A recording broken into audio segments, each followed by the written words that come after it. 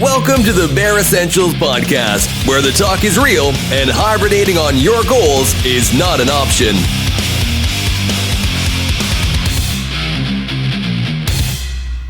Hi, everyone. Thanks for tuning in. I'm your host, Charles Wallace. I'm very excited for today's interview. I have world-renowned Beatles historian David Bedford joining us from Liverpool, England. David has been the author of multiple books and has participated in numerous movie projects regarding the Beatles and the history of the Beatles. So please welcome David Bedford to the show. Hey, David, thank you for joining today. I can't tell you how excited I am for this. As you can probably tell, people watching can probably tell already. I am really excited to talk to you today. I'm going to let you just introduce yourself to the audience. Okay. Right. So I'm David Bedford. I'm a Beatles historian and author who never set out to be a Beatles historian or an author. I actually started in the exciting world of insurance, which normally sends people to sleep. But by strange circumstances and illness, got signed off work, had to find something to do. And my very nice doctor said, "What are you interested in?" I said, "Oh, I'm interested in the Beatles." And so to give me something to do, because he said I was never going back to a normal job again, I just thought, well, I grew up in the Dingle, where Ringo's from. Okay.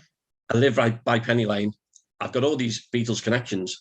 I'll go and take some pictures and it'll give me something to do. And 9 years later, my first book was published, and I've now either authored or co-authored 8 books on the Beatles, and been the associate producer and historian on a documentary film about John Lennon as well.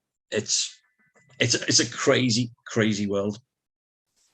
That's amazing. And when I read your bio, I can't even tell you. I was like, I have to have him on here, just for any reason, for me, right? I just need to talk to him. I was that excited. So I like to start these. Obviously, we're here to talk about the Beatles, but I like to do a little bit of an icebreaker, right? So maybe tell us something about David Bedford that people who even know David Bedford might be surprised. Most people, when they look at me, I look fine, healthy, got this amazing recall on facts about the Beatles. But actually, as I sort of mentioned before, the reason I got into this was because I was signed off work at the age of 35, and basically I was medically retired, a condition called fibromyalgia, it means I live with chronic pain 24/7, with osteoarthritis and diabetes and other stuff. So since the summer of 2000, I've not been able to work properly. I've become really good at hiding it. And because it's a chronic pain condition, but it's not a degenerative condition. From looking at me, you can't tell there's anything wrong. But I take a cocktail of 15 or 16 tablets a day. I take sleeping tablets just to get through. But I've learned to live with it. And that's one of those amazing things about this second life that I've had. I call it a blessing of disability. It's when I've stopped being able to do things physically as much, this whole other world has opened up to me. And so it's something, and I love the fact, with your Bare Essentials, don't hibernate on your goals. It's taught me a lot about do what you really have a passion for, what you're interested in, what you enjoy. First, I'm very sorry to hear that, but I want to say this, and you may have seen a little bit what I'm trying to do besides inform, right?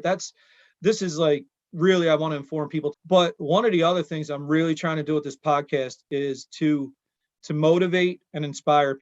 It's inspiring to me. I mean, I know I went through my own struggles with weight and things like that, but nothing compared to what you're doing. And just to see the way you joined today's podcast with that smile on your face and the positivity that is just radiating from you, it's just amazing. And I hope that the people watching, as sad as it is to hear about that, it just shows that this life is what we make it, and we can be positive, and it's going to be what we make of it. So, David, congratulations on your positivity and just being who you are. So thank you for that. Okay. My pleasure. So now reset. I got to reset a second now to get back into the Beatles. I do that to people. You threw me for a loop, but again, all right. So I'll start with this. Obviously, you're from Liverpool. I know how it works, and I'm from Philadelphia, so I know there's neighborhoods in Philadelphia. So I know you're in Liverpool. I'm going to ask, where did you grow up in Liverpool? So the area I grew up in is known as the Dingle. Now, it's one of those on a map when you look at things, its official term is Toxteth, but nobody's ever called it that. So it's a little area called the Dingle, which is near, so towards the centre of Liverpool and runs down to the River Mersey. I mean, Liverpool itself is not a big city. You know, our population is less than 500,000. Okay. And if you look at the map, it's quite narrow but long.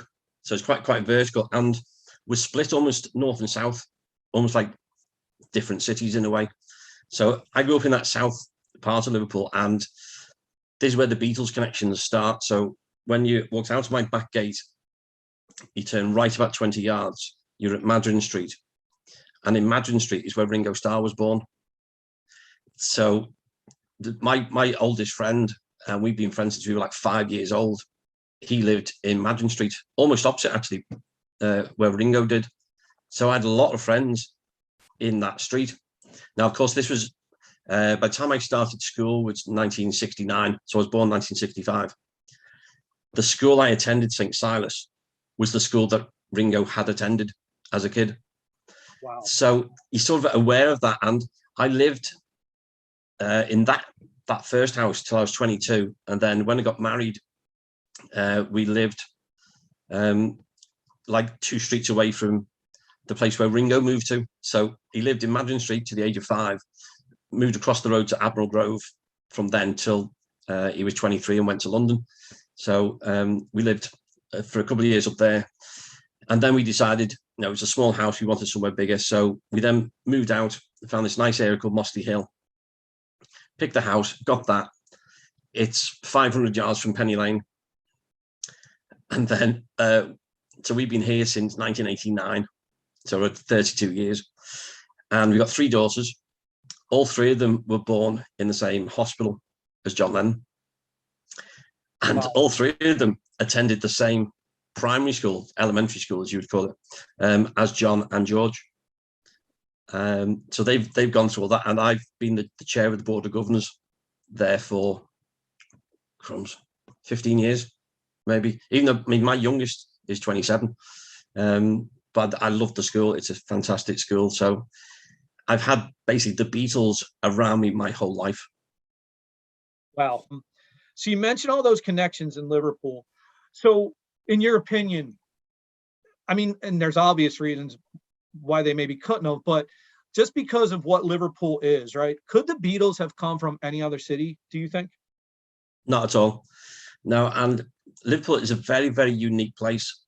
And it's a city I'm still learning about. You know, I love, and I've always loved the history of Liverpool, as well as the Beatles' history. And for such a small port city, I mean, we're over 800 years old. We were founded back in 1207. And by the time we got into the 19th century, we were one of the most important commercial ports in the world.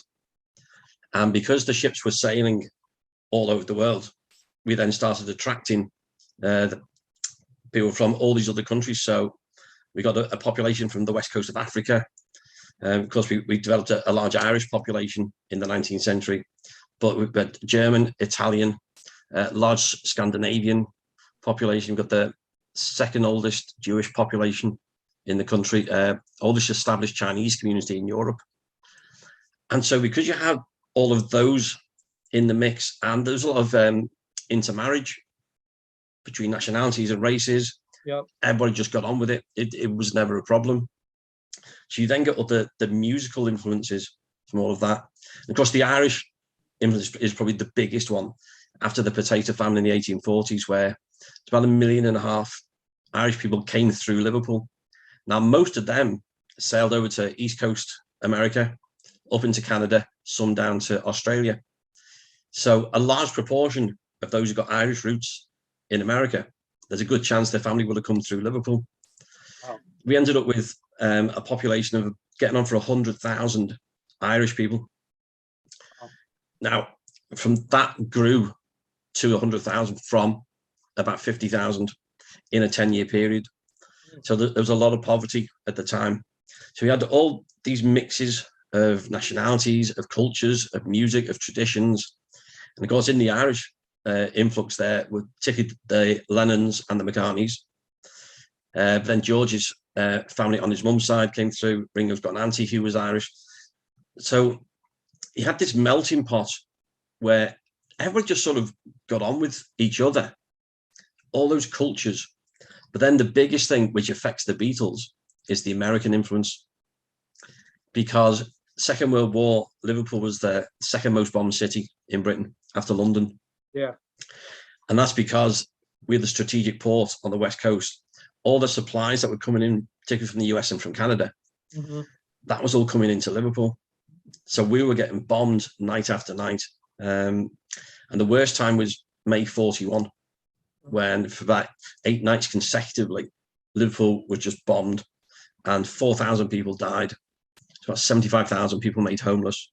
You know, it was a dangerous place because of the strategic importance. But when America joined the war in 41, then most of the troops and the equipment all sailed across the Atlantic and came in through Liverpool. So just outside the city was an airbase called Burton Wood. And at its peak, it had about 20,000 US servicemen there. It became the biggest operational airbase anywhere in the Second World War. Okay. They were assembling the planes, but there was segregation on the base, like there was back home still. Right. Those US servicemen were still there. I mean, the last ones didn't leave till like the 1980s. Yeah. But when you get to the end of the 50s, into the early 60s, there were still thousands of them who were then coming into Liverpool, and they were bringing their music with them. So you had all this American influence at the music, and of course they brought the candy, and they brought the comics, and of course, I mean, everybody, particularly the Beatles as lads, were obsessed with cowboy films. Right. So the American culture was massive here, and in some ways, I've always sort of thought that Liverpool just happens to be in England, in the UK. We almost think of ourselves as our own little country, and we probably look more across the Atlantic to the US than we do to the south, down to London. We've got this real affinity, and it's made it such a unique place that this couldn't be replicated anywhere else.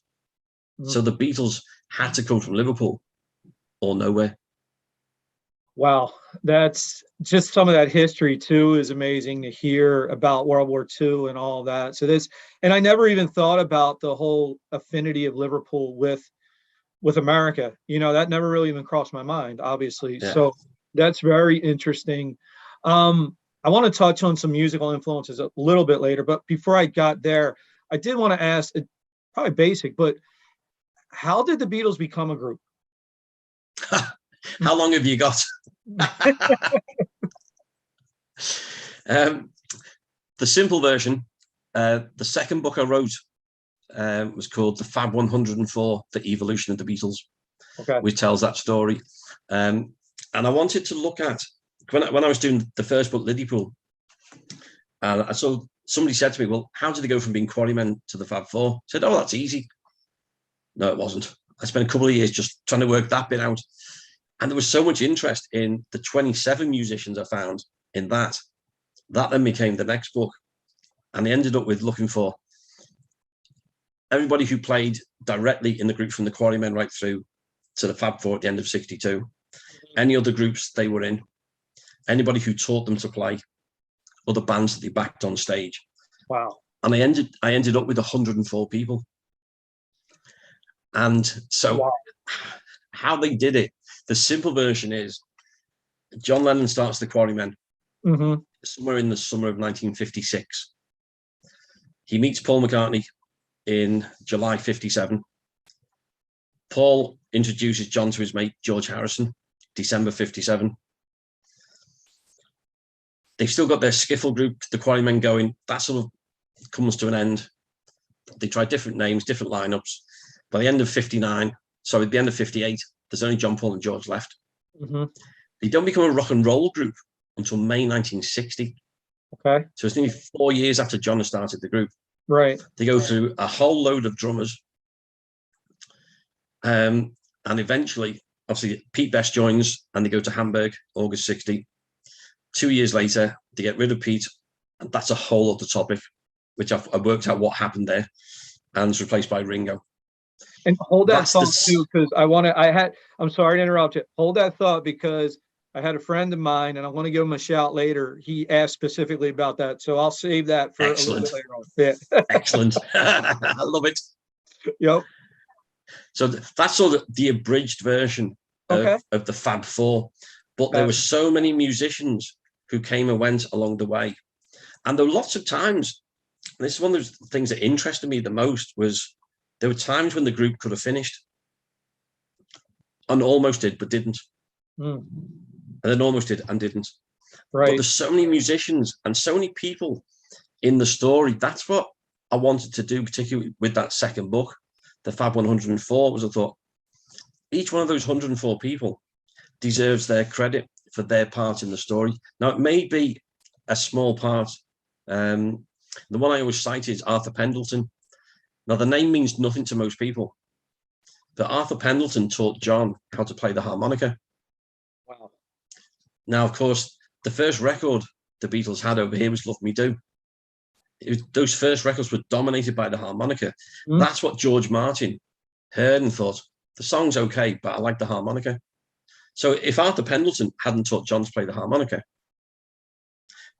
then you work those bits out. These people deserved a little bit of credit. Yeah.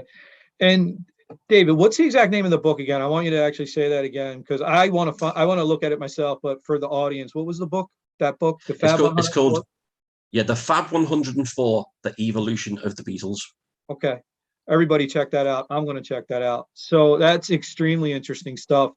As far as you talk about those 104 people, as far as outside influences on the Beatles musically, I know you mentioned America a little bit.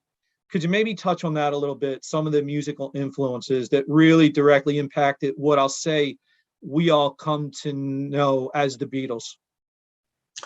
Yeah. And this is the bit that really the part of the story that has always fascinated me the most. Because I really got into the Beatles music when I started playing guitar, when I was 12, 13, whatever it was. The first book I got was the Beatles Complete, which I've still got 40 whatever years later. So it was the music that I got into.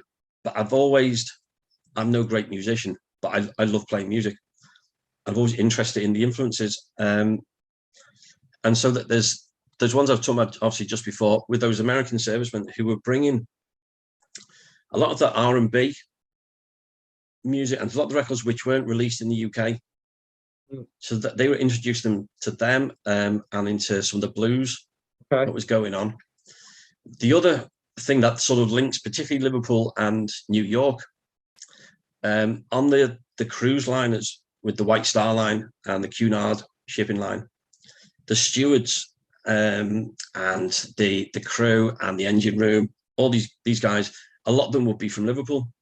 So when the ship sailed over into New York, they'd have 2 or 3 days over there before coming back. They would stay within a certain boundary, and it's something like between 42nd and 53rd Street, something like that, within Manhattan. They went to the same diners, then they went and got themselves American suits, cameras, cologne, and records. They brought those records back. And this is one of the biggest resources for the Beatles and all the Merseybeat musicians, because just about everybody had a relative who was on the ships.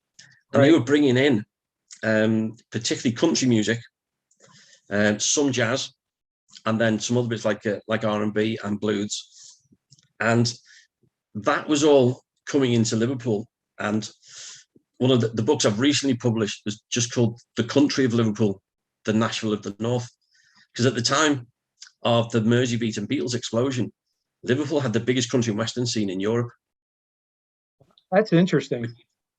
And so I started digging into that and realizing the roots of the Beatles' music is in country. Because how they start out is with skiffle music. Now, there's a guy called Lonnie Donegan, and he brought out this record, Rock Island Line. And as George Harrison said, no Lonnie Donegan, no Beatles. Lonnie Donegan inspired everybody in 1956 to go out and pick a guitar up and form a group. You didn't have to be able to play well. If you could get 3 chords, you had homemade instruments. Thousands of these groups sprung up all over the UK, like the Quarrymen. That's what John did. And all those songs were mainly American country, folk, and bluegrass type songs, railroad songs, things like that. So they were the music that these skiffle groups were playing. Skiffle was just the word that was given to it, but really does have its roots in all those like American country. And then you think, well, who else was inspired, or rather, who else inspired the Beatles? Well, the heroes were Buddy Holly, who played in Liverpool 20th of March 1958. The only time he appeared here with the Crickets. All the Merseybeat musicians reference Buddy Holly. Elvis, of course, the king. But then Little Richard, Chuck Berry, Carl Perkins. And you look at all of those, and their original roots are in country. And Hank Williams. Hank Williams was a massive hero. Really was. And this is what I discovered with doing that country book, was that if you go back and listen to Hank Williams, there's your beginning of rock and roll. In Hank Williams, his music. And I tell you who was a massive Hank Williams fan, John Lennon. Massive Hank Williams fan. And if you go and listen to Move It On Over by Hank Williams, the melody of that, they changed around and called it Rock Around the Clock. It's the same song. You're blowing my mind here, David. You really are. Wow. I was obviously expecting to learn some things, but you're even going further than I was expecting. That's wow. So those influences. So one of the things I did want to ask, you mentioned them about the harmonica. Yeah. George Martin. Would they have been as successful without George Martin? As successful or successful. They would have been successful. But I did a comparison, because on the 1st of January 62, they did an audition for Decca, which they failed, thankfully. The group Decca signed was Brian Poole and the Tremolos. And they had a reasonable amount of success, but most of the songs they did were covers. And you could sort of see that's what Decca had in mind, because even though the saying goes that Dick Rowe at Decca turned them down and said to Brian, groups with guitars are on the way out, Brian. That's rubbish, because groups with guitars hadn't arrived yet. There was one guitar group, and that was the Shadows, who were instrumental. So nobody had done what we come to know as your standard rock and roll group in the charts. It just didn't exist. What George Martin did was he could hear there was something there. He knew there was some songwriting talent that he could work with. And I think that balance of, he had a vision of he could do something with them. I don't think even he could really see what they were going to do. The belief that Brian Epstein had in them, and the cockiness and belief the Beatles had in themselves. I don't think anybody else, apart from George Martin, could have done that. And I think the photograph that sums it up for me is a wonderful photo of the Beatles in Abbey Road Studios. And you've got George Martin on a stool right in the middle, talking with John, Paul, George and Ringo. That's what he did. He wasn't a guy who sat in the booth and twiddled knobs. Engineers did that. He had producers who could do that. He was in there, and his knowledge and experience of music and this ability to say, oh, why don't you try that? He saw the genius that was there. And it's one of those things, you know, when you go through and you study Beatles history so much, as I have done, there were all these occasions where things just lined up. It happened, this worked out, and this just happened to work out. Some things are meant to be, and this one was. And I don't think you could have got a better combination of, particularly at the start, John and Paul with George Martin. You know, he, to me, a lot of Beatles fans have the question of who's the fifth Beatle, but for me, it's George Martin, because we celebrate the Beatles for their recording career. For that time, George Martin was virtually a member of the band. He was so integral. I don't think they would have achieved what they did without him. Yeah, and from my perspective, that's what I've heard similar, and you really you went into more detail even and clarified it, and that's what we always, at least over here in the States, a lot of Beatles fans, I think we would always, you say fifth Beatle, it's always George Martin. That's who we think. So I was really excited to talk about this one. This is probably more for me, but I think the tendency for a lot of people, myself included, when you hear Beatles, you think John and Paul. Yeah. But how important and what was really George and Ringo's influence on the Beatles?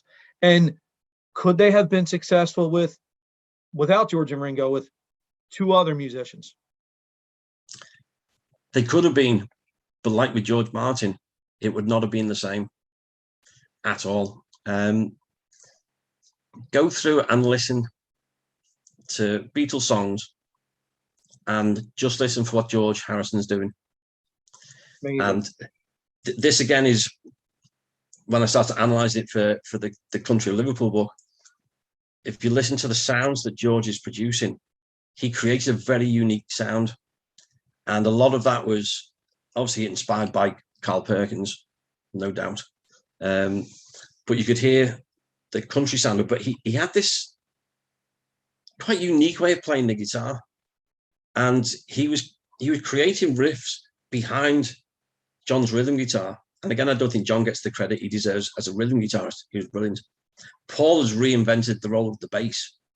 There's a very melodic bass player.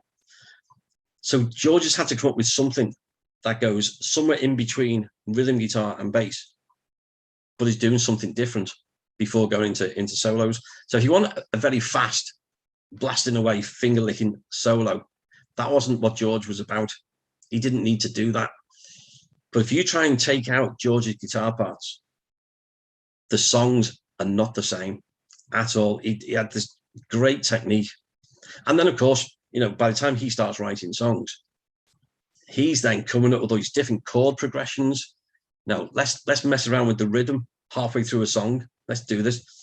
So musically, and I think when you watch the Get Back series that's just been on Disney, you really see for the first time how the Beatles created songs and how they made records.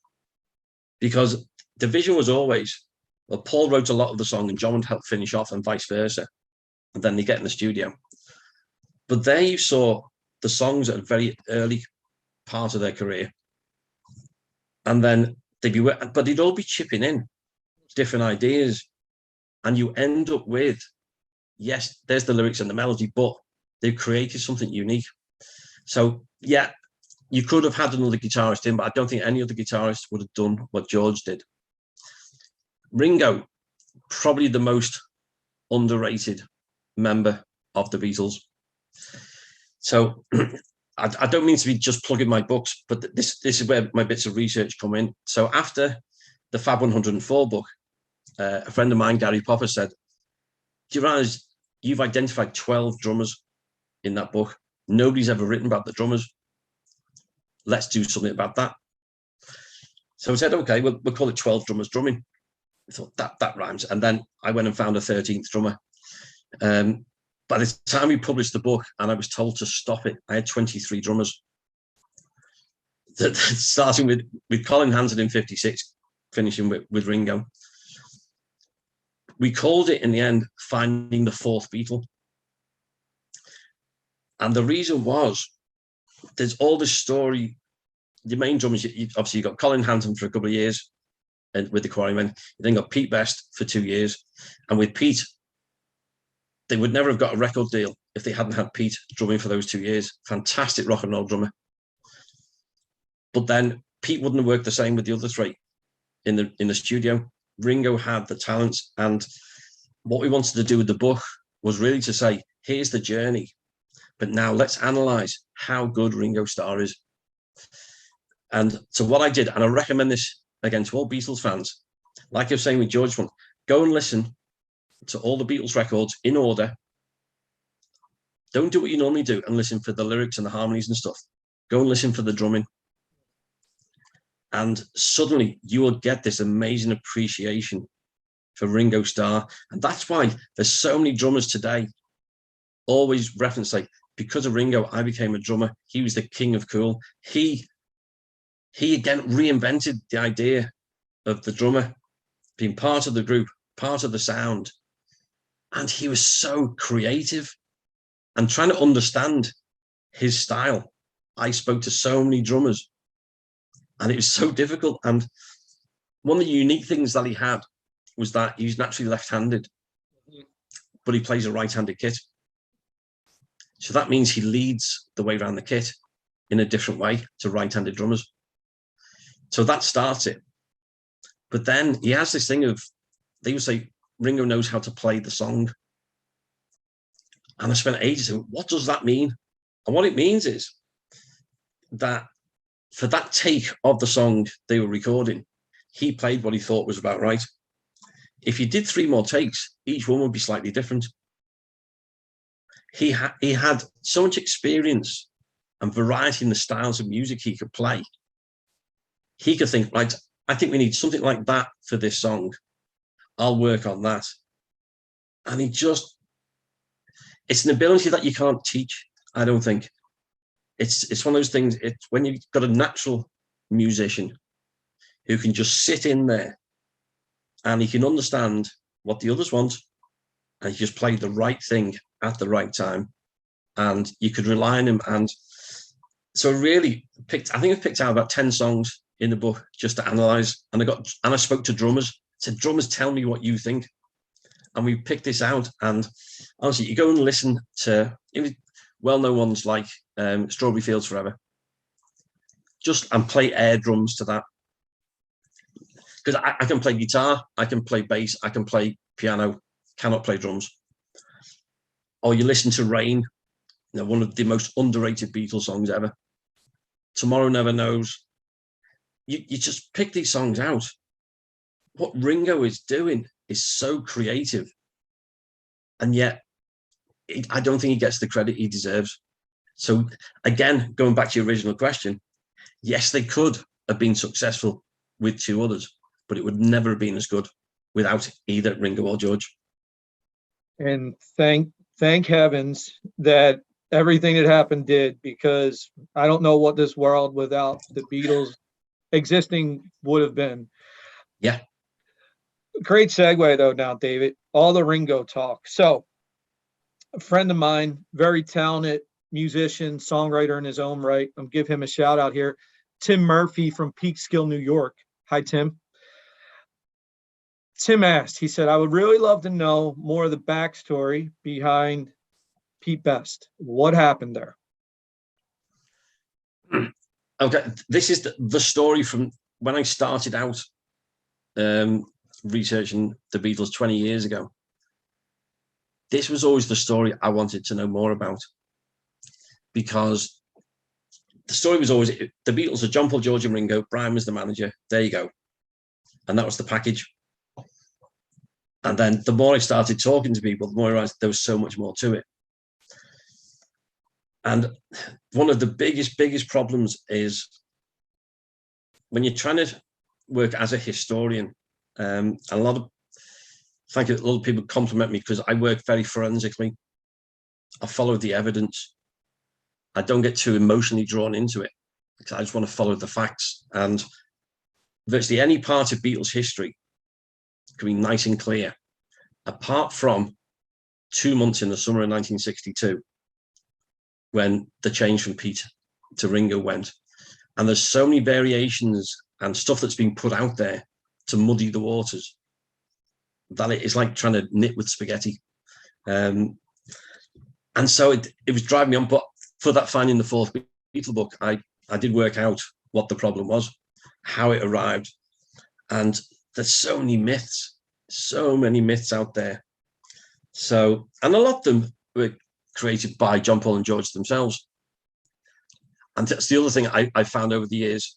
The worst eyewitnesses to Beatles history are the Beatles themselves. They're absolute nightmares. They haven't the faintest idea what happened. So you try and find from other people because it was happening to them. So what I've been able to prove is all the nonsense of, oh, we got Pete just to go to Hamburg. Yes, they did. Pete Best couldn't play drums. Right, you can dismiss that one straight off. Pete Best played for 2 years with the Beatles, the top group in Liverpool and Hamburg. He played live more hours than Ringo did with the Beatles. I've played in bands with drummers of varying ability, I'm diplomatically saying. Ones where a drummer can't keep time. You know that very, very quickly. Others who can't just keep it together for a whole song. Ones who just are too limited. If you're in a band, you know that very, very quickly. If that's the situation, you change your drummer. Pete lasted for 2 years. There's no way Pete couldn't play drums. Okay, so dismiss that one. So next one was he a good drummer? Now, as everything musically, it's subjective, but I've spoken to so many people who were around at the time, and particularly drummers. There's a guy I got to know, Mike Rice, who was in just a local band in the 60s, and he saw the Beatles with Pete and with Ringo, and he said it's almost like two different bands. And that's how I like to see it. Pete Best was brilliant at what he did, because the Beatles were mainly a covers band. They were taking American music and putting their twist on it. Pete had this thing, which was nicknamed the atom beat, where he'd just pound and pound on the bass drum, because that's what they learned in Hamburg, how to get the punters off the streets. They created this sound. So we had that thumping drum sound. Paul was then, by that point, banging on the bass. The noise, everything turned up. Nobody had seen anything like it. They were a brilliant live band. So all that kind of rubbishy stuff we can get rid of. Pete was a really good drummer for what they were doing. Now, there's other authors who then like to get a personal slant on it. And a couple of them have been pretty vicious about Pete, which is, for me, is unprofessional and unnecessary. So they tried to say that the Beatles never wanted Pete, and all this stuff of, oh, he was aloof, he never joined in. They had no problem with Pete. And there's no evidence of them having a problem with Pete. And some people say, well, by the end of 1961, they were sick of him and they wanted Ringo. Well, I actually found out that John, Paul, George and Pete signed a partnership agreement with a solicitor at the end of 1961, the first Liverpool group to do so. So they obviously didn't have a problem with him. And what the evidence shows, everything changed on the 6th of June, 1962. John, Paul, George and Pete go down for their audition with George Martin.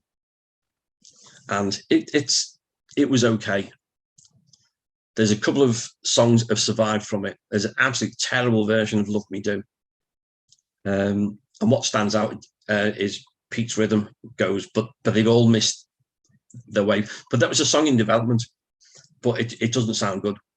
So George Martin says to Brian, don't mind what you do with them as a group, but if this is an audition, so if I give you a contract, if we make a record, I'll bring a session drummer in. Now, that was standard practice back then, particularly for a new band, first record. Well, Brian was a record retailer. He didn't know the industry. So he thinks, all right. So he goes to speak to John, Paul and George and says, look, George Martin doesn't think Pete's good enough to play on the record. And Paul's on record as he said, what a decision we have to make.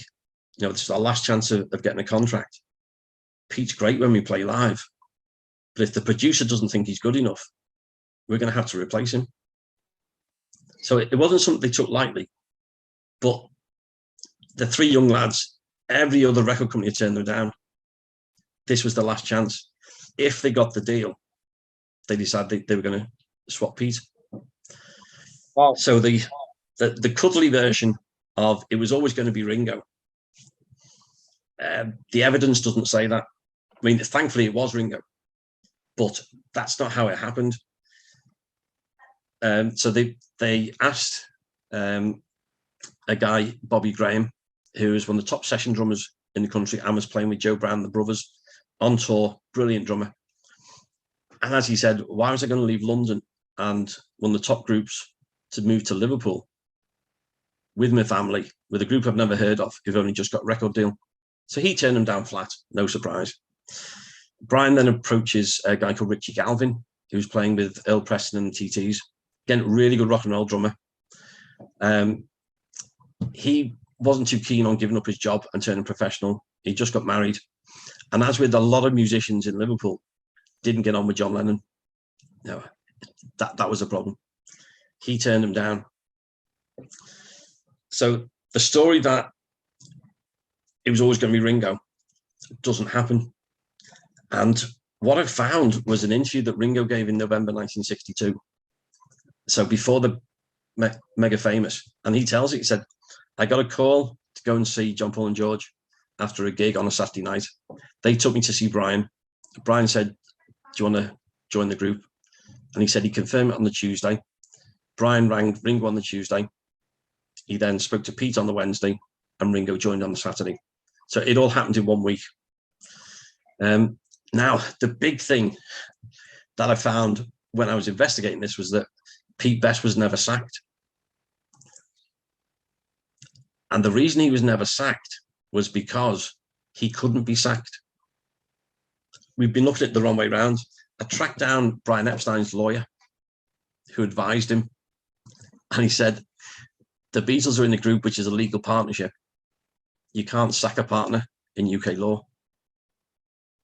If you wanted to get rid of him, you have to finish the group, draw up the accounts, pay him off, and then you start again. They didn't have time to do that. So they had to convince Pete that he was being sacked without being sacked. And Brian couldn't sack him because Brian didn't employ him. The Beatles employed Brian as their manager. Brian didn't employ the Beatles. And so Brian, in a nervous panic, has Pete into the office and says, don't know how to tell you, but the boys want you out. I.e., in legal terms, your partners need to get rid of you. And it's already been decided Ringo's joining on Saturday. Now, you're a 21-year-old lad who knows nothing about law. Right. You think you're being sacked. But he hadn't. And with the management contract Brian had signed with them, Brian still had to find work for Pete as his manager. So Brian then speaks to a friend of his, Joe Flannery, and gets Joe to invite Pete to join a band he was putting together, which Pete does. And by Pete joining the other group, he effectively quits the Beatles legally. That's amazing. Wow. And I can tell also, David, just the amount of research, I so appreciate it. I mean, this is amazing detail that you are giving us. I can't appreciate enough. So when you talk about that story, though, it's a great segue into this question. So it's a tough decision, right? But I think it also tells that, they were their own, they would make those hard decisions if need be. And there's always, at least from afar looking at it, that there always seemed to be at least tension or competition between John and Paul. Was that true? Did it really exist? For most of the time, it was what made the Beatles. It was a healthy competition. John was inherently lazy. And I think if you go back to 6th of July 57, when Paul turns up, John's got his group of friends, the Quarrymen, and they're having fun. They needed somebody to take them to the next level. And Paul was the guy who could do that. suddenly they became more professional, and he helped to drive them on. Now, Paul always deferred to John as leader, all the way through. I was saying, it's John's group. What happened then is when I think it was John was talking about getting ready for the soundtrack for A Hard Day's Night, and they need the soundtrack, they need the album, and they sit down together. And Paul says, "Right, well, I've got all these songs," and John thinks, "Oh hell, I better go and write some songs," and off he goes and comes up with again some amazing songs. It was that healthy kind of competition, But Paul said, "Well, I'm doing this," and John thinks, "I better be doing that then." He goes off, and what they were able to do was just spur each other on with a very healthy competition, because they always wanted to be the best. And I think one of the most amazing thing about two musical geniuses like that was that for most of the time, their best work came when one of them helped the other finish the song. And they were able to say, "I've got this, and I'm not quite sure where to go with that." And the other would say, "Well, how about this? I've got this from another song," or "I've got this, try that." And it worked. And again, that's what I was so happy to see in Get Back, was that collaboration of, "Well, I've got this, what do you think?" And still being able to take on board the other's opinion. And I think that's the first time we truly understood the Lennon-McCartney songwriting, because for a lot of the time, one of them would write, say, 3/4 of the song, and the other would help finish it. But it always seemed like it's quite a calculated thing. "I've got this, let's finish it, and we're done." It was so much more organic than that. And I think that was the beauty of it. That competition drove them on. And I think that's where Paul, you can sort of see, particularly after Brian died in the summer of '67, without Paul, I think they just would have fallen apart probably. He was the one, and it brought an imbalance then, and some awkwardness and argument then, because he was trying to manage without managing. He was just trying to lead and say, "Well, let's do this, let's do that, let's do this," and trying to sort of keep them going. And I think you really saw that at the beginning of that second episode, when George has walked out and John hasn't turned up. And Paul says, "And then there were two." And the look on his face, I'll never forget. He thinks this is it, it's over. So I think John was always the leader, but he was never a dictator. He never had that kind of ego with the leadership.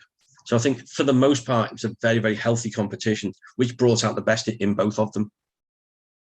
Yeah, I've always kind of felt that myself, just from seeing some of the things I saw. It seemed like they really drove each other to be the best they could be, which was great. So I asked you about tension. So at least here in the States, right, we always, what we hear is Yoko broke up the Beatles. What do you think? Is that true? I mean, I literally will even go as far as to say, I heard Paul before in an interview actually say, yeah, he said John, I believe, but I wonder if it was really Yoko behind the scenes. I was curious about that. Well, funny enough, the very first thing I ever wrote about the Beatles was an article for the London Beatles fan club. And it was an article about Yoko. And the reason I wrote it was that because of the association with Dovedale School, where my children were, and we were trying to raise some money, Yoko offered to give us all the money we wanted and more. Has visited the school on a number of occasions. My children met her, I've met her, and she's been so generous, and thought, hang on, isn't this Yoko supposedly the witch who broke up the Beatles? And yet she was absolutely wonderful. So I thought, so that's the first story I wrote, and said subsequently I met her as well. To say Yoko broke up the Beatles, no, that's far too simplistic. And I think in a way, again, the Get Back series has sort of resolved that one as well. Because Yoko was there, but the way we sort of thought it was, well, there's John, Paul, George and Ringo in a studio, and Yoko's there, and there's 5 of them, and it's this awkward thing. But you watch that, at what stage in that whole process were there ever just the 4 of them or those 5 together? The place was like, there's people everywhere. So she didn't break the Beatles up. I think the Beatles began to break up when Brian died. That was their problem. So even though Brian was feeling less needed because they stopped touring, he was still the one who gave them direction, who looked after them. And that's what Brian had been able to do brilliantly from when he became the manager. Suddenly they had no manager, and they all swore they would never have another manager. And that's when they think, oh, what do we do? And you're getting that awkwardness. So in some way, John was distracted with Yoko. You know, that they were enveloped. And I think the 2 of them are the only 2 people in the world who ever understood each other. They sort of lived in their own little bubble. But there's nothing wrong with that. You know, look at Paul with Linda. You know, they were like never apart. Yeah. And people criticized them. People poked fun at Paul McCartney because he got married to a lady who he loved and he just wants to spend all their time together. Oh, wow. How horrible is that? So they were all changing. You know, they were having their relationships. But that was the problem, was that they had no Brian. And the thing that we got the hints of in the Get Back series was Alan Klein. When Alan Klein, who starts talking with John, turning his head, John convinces George and Ringo Alan Klein's the guy to sort out Apple. And Paul says, well, no, Linda's family, entertainment lawyers, that's what they do.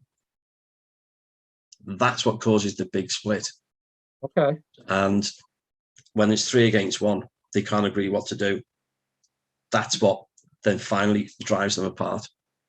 Wow. So too simplistic say it's Yoko. No. Gotcha. So I want to actually put you on the spot here. You have so much knowledge and so much more that I would love to talk about. I have one more question I want to ask you now. Would you agree to doing a part 2 with me at some point? Oh, absolutely. I'd love to. Okay. Yeah.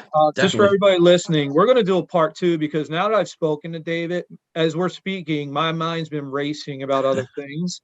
But I want to end this one with this.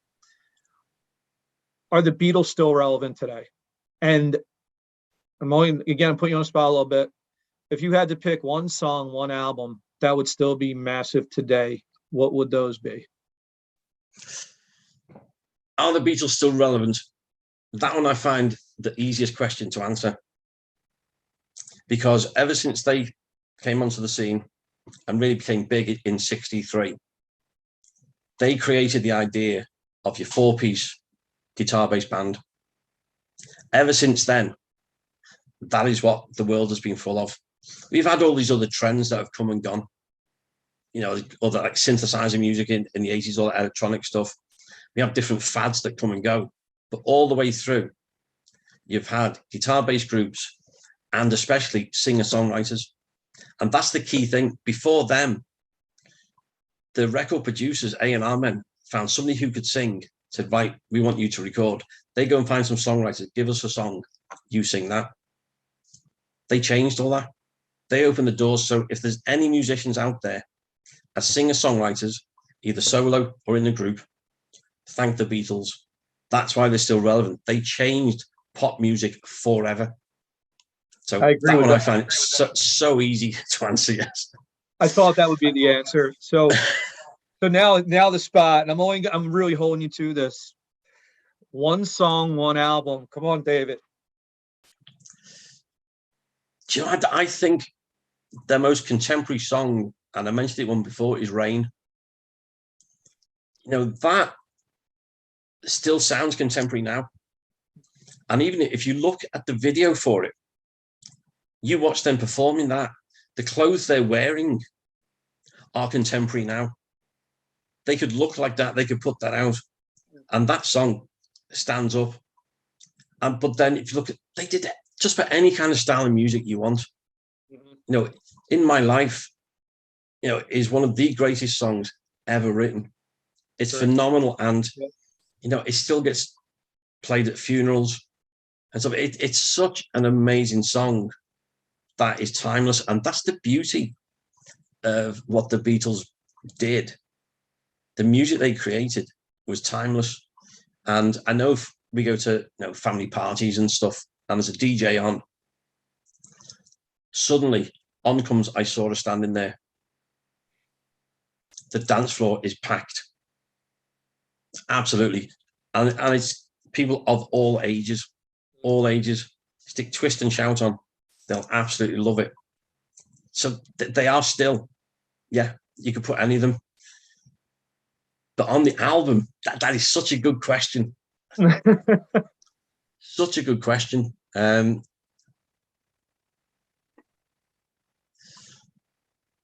think probably the game changers, I think, to the Beatles were Rubber Soul and Revolver. And possibly, I think either of those you could put out, and they've still got a really contemporary feel to them, which would easily fit in with a lot of the music that's around at the moment. And I would still say it still stands up, absolutely, as a work in its own right. Played at any time. It works. It works. It really does. They're fantastic. But I'm biased. All the albums work for me. But yeah, good question, that one. I like that one.